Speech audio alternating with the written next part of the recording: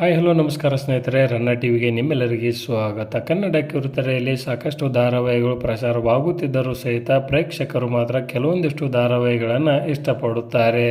ಆರಂಭದಲ್ಲಿ ಕೆಲವೊಂದಿಷ್ಟು ಧಾರಾವಾಹಿಗಳು ಬೇಸರವನ್ನು ವ್ಯಕ್ತಪಡಿಸಿದರೂ ಸಹಿತ ನಂತರ ಅವು ಪ್ರೇಕ್ಷಕರಿಗೆ ಇಷ್ಟವಾಗುತ್ತಲೇ ಹೋಗುತ್ತವೆ. ಸದ್ಯ ಜಿ ವಾಹಿನಿಯ ನಂಬರ್ 1 ಧಾರಾವಾಹಿಯಾಗಿರುವ ಅಮೃತಧಾರೆ ಧಾರಾವಾಹಿಯನ್ನು ಸಹಿತ ಪ್ರೇಕ್ಷಕರು ಆರಂಭದಲ್ಲಿ ಇದು ಆಂಟಿ ಮತ್ತು ಅಂಕಲ್ನ ಲವ್ ಸ್ಟೋರಿ ಎಂದು ಹೇಳುತ್ತಿದ್ದರು.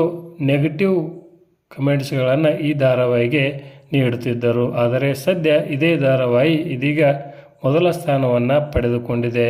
ಕಳೆದ ವಾರ 9.8ರಷ್ಟು TRPಯನ್ನು ಪಡೆದುಕೊಳ್ಳುವುದರ ಮುಖಾಂತರ ಕರ್ನಾಟಕದ ನಂಬರ್ 1 ಧಾರಾವಾಹಿಯಾಗಿ ಹೊರಹೊಮ್ಮಿದೆ.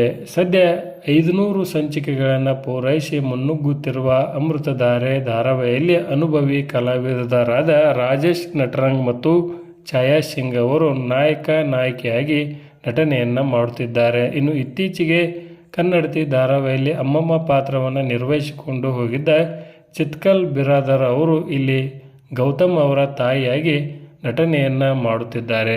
ಹೀಗಾಗಿ ಸದ್ಯ ಅಮೃತಧಾರೆ ಧಾರಾವಾಹಿಯ ಪ್ರೇಕ್ಷಕರ ಸಂಖ್ಯೆ ಅಧಿಕವಾಗಿದೆ ಎಂದೇ ಹೇಳಬಹುದು. ಇದರ ಬಗ್ಗೆ ನಿಮ್ಮ ಅನಿಸಿಕೆ ಅಭಿಪ್ರಾಯವನ್ನು ಕಮೆಂಟ್ ಬಾಕ್ಸಲ್ಲಿ ತಿಳಿಸಿ. ಧನ್ಯವಾದಗಳು. ನಮಸ್ಕಾರ. ಶುಭ ದಿನ.